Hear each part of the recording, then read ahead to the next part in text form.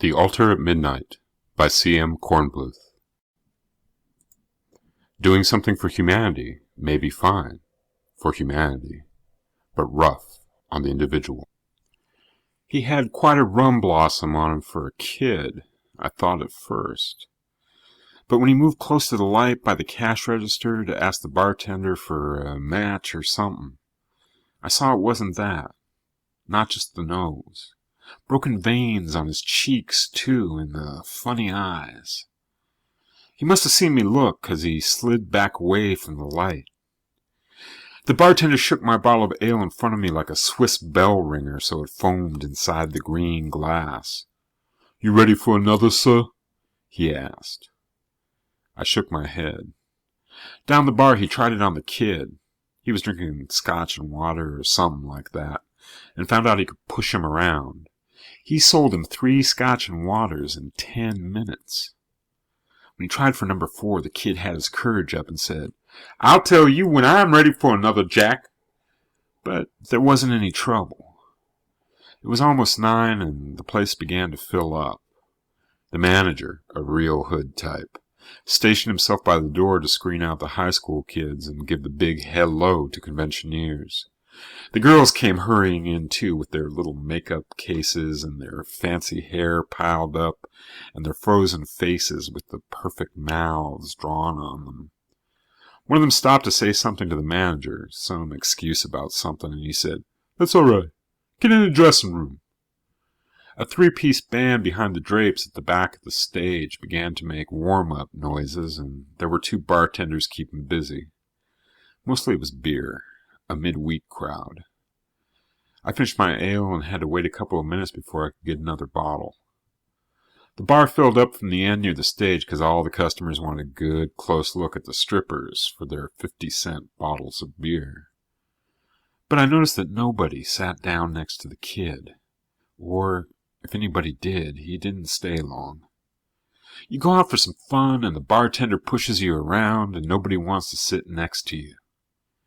Picked up my bottle and glass and went down on the stool to his left. He turned to me right away and said, "What kind of place is this, anyway?" The broken veins were all over his face, little ones, but so many, so close that they made his face look something like marbled rubber. The funny look in his eyes was it, the trick contact lenses. But I tried not to stare and not to look away. "It's okay," I said.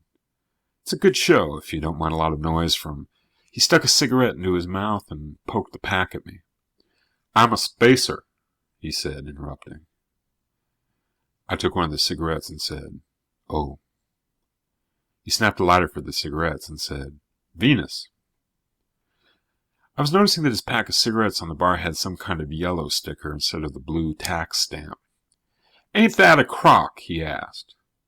"You can't smoke and they give you lighters for a souvenir." "But it's a good lighter. On Mars last week they gave us all some cheap pen and pencil sets." "You get something every trip, huh?" I took a good long drink of ale and he finished his scotch and water. "Shoot. You call a trip a shoot." One of the girls was working her way down the bar. She was going to slide on the empty stool at his right and give him the business, but she looked at him first and decided not to. She curled around me and asked if I'd buy her a little old drink. I said no, and she moved on to the next. I could kind of feel the young fellow quivering. When I looked at him, he stood up. I followed him out of the dump. The manager grinned without thinking and said, "Good night, boys," to us. The kid stopped in the street and said to me, "You don't have to follow me around, Pappy." He sounded like one wrong word and I would get socked in the teeth. "Take it easy. I know a place where they won't spit in your eye." He pulled himself together and made a joke of it. "This I have to see," he said. "Near here?" "A few blocks." We started walking. It was a nice night. "I don't know this city at all," he said. "I'm from Covington, Kentucky. You do your drinking at home there. We don't have places like this." He meant the whole Skid Row area. "It's not so bad," I said. "I spent a lot of time here." "Is that a fact? I mean, down home a man your age would likely have a wife and children." I do. The hell with them. He laughed like a real youngster, and I figured he couldn't even be 25. He didn't have any trouble with the broken curbstones in spite of his scotch and waters. I asked him about it. Sense of balance, he said. You have to be tops for balance to be a spacer. You spend so much time outside in a suit. People don't know how much. Punctures. And you aren't worth a damn if you lose your point. What's that mean? Oh, well, it's hard to describe. When you're outside and you lose your point, it means you're all mixed up. You don't know which way the can, that's the ship, which way the can is. It's having all that room around you. But if you have a good balance, you feel a little tugging to the ship, or maybe you just know which way the ship is without feeling it. Then you have your point and you can get the work done. There must be a lot that's hard to describe. He thought that might be a crack, and he clammed up on me. You call this Gandy Town, I said after a while. It's where the stove-up old railroad men hang out. This is the place. It was the second week of the month before everybody's pension check was all gone. Oswiak's was jumping.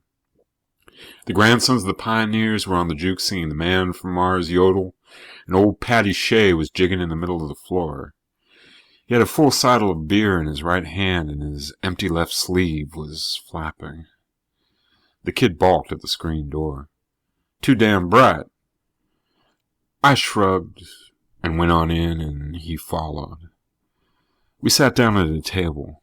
At Oswiak's you can drink at the bar if you want to, but none of the regulars do. Paddy jigged over and said, "Welcome home, Doc." He's a Liverpool Irishman. They talk like Scots, some say, but they sound almost Brooklyn to me. "Hello, Paddy. I brought somebody uglier than you. Now what do you say?" Paddy jigged around the kid in a half circle with his sleeve flapping and then flopped into a chair when the record stopped. He took a big drink from the seidel and said, "Can you do this?" Paddy stretched his face into an awful grin that showed his teeth. He has 3 of them. The kid laughed and asked me, "What the hell did you drag me into here for?" Paddy says he'll buy drinks for the house the day anybody uglier than he is comes in. Oswiak's wife waddled over for the order, and the kid asked us what we'd have.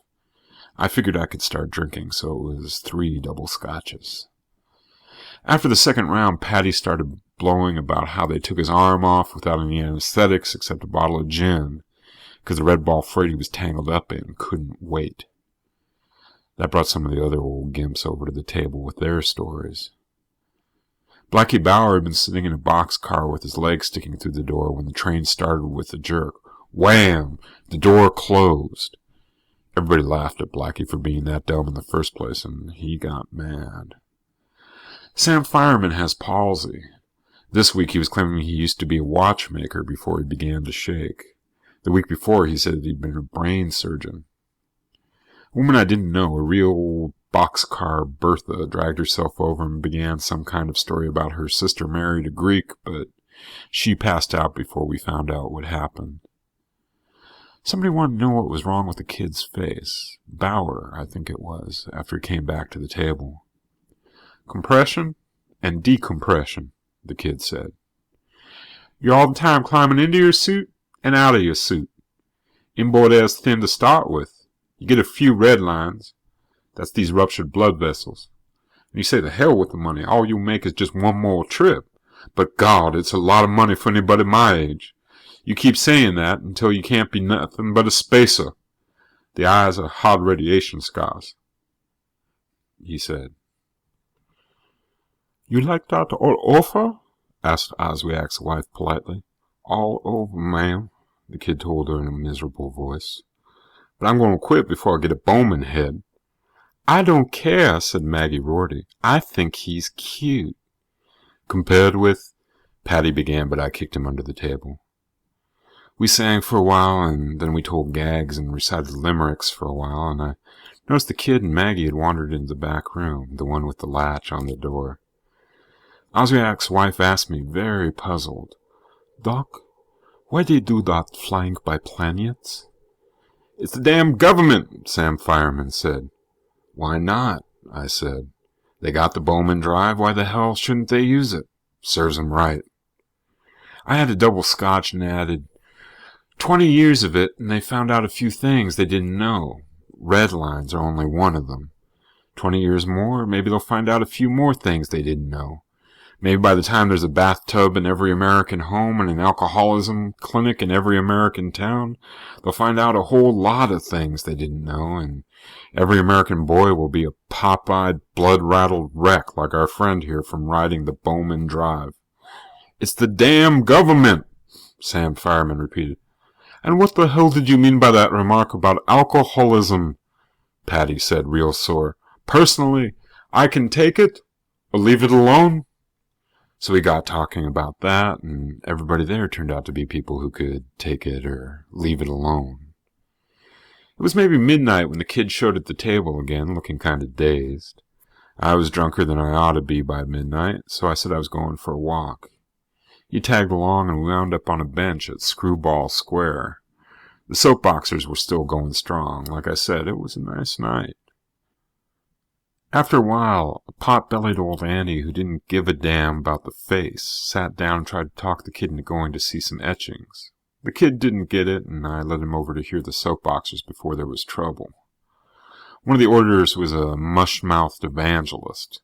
And oh, my friends, he said, when I looked through the porthole of the spaceship and beheld the wonder of the firmament. You're a stinking Yankee liar, the kid yelled at him. You say one more damn word about can shooting and I'll ram your spaceship down your lying throat. Where's your red lines if you're such a hot spacer? The crowd didn't know what he was talking about, but where's your red lines sounded good to them, so they heckled Mushmouth off his box with it. I got the kid to a bench. The liquor was working in him all of a sudden. He simmered down after a while and asked, Doc, should I give Miss Rorty some money? I asked her afterward, and she said she'd admire to have something to remember me by, so I gave her my lighter. She seemed to be real pleased with it, but I was wondering if maybe I embarrassed her by asking her right out. Like I told you, back in Covington, Kentucky, we don't have places like that. Or maybe we did, and I just didn't know about them. But what do you think I should have done about Miss Rorty? Just what you did, I told him. If they want money, they ask you for it first. Where are you staying? YMCA, he said, almost asleep. Back in Covington, Kentucky, I was a member of the Y, and I kept up my membership. They have to let me in because I'm a member. Spacers have all kinds of trouble, Doc. Woman trouble, hotel trouble, family trouble, religious trouble. I was raised a Southern Baptist, but where's heaven anyway? I asked Dr. Chitwood last time before the red lines got so thick. Doc, you ain't a minister of the gospel, are you? I hope I didn't say nothing to offend you. No offense, son, I said. No offense. I walked into the avenue and waited for a fleet cab. It was almost 5 minutes.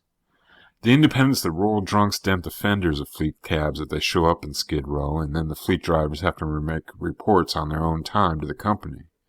It keeps them away. But I got one and dumped the kid in. The Y Hotel, I told the driver. Here's $5. Help him in when you get there. When I walked through Screwball Square again, some college kids were yelling, Where's your red lines? At old Charlie, the last of the Wobblies. Old Charlie kept roaring.